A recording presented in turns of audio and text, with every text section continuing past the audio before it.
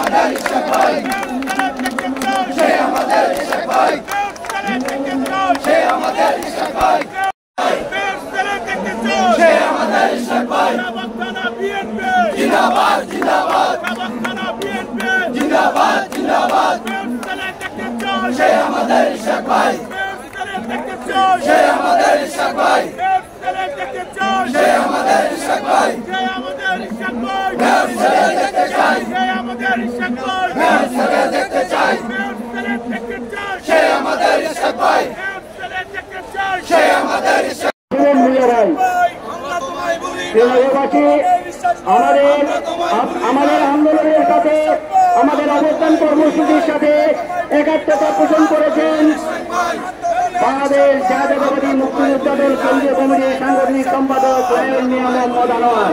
আমরা তাকে অভিনন্দন জানাচ্ছি।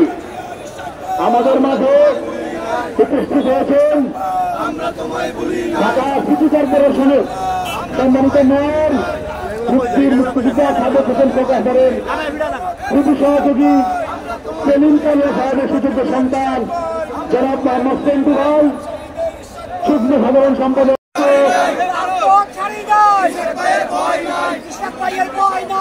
অবশ্যই তার যোগ্য আসনে বসাতে হবে। ভোটের নির্বাচিত মেয়র, একজন অনির্বাচিত দখলবাজ মেয়র দীর্ঘ 5 বছর এই নগর ভবনকে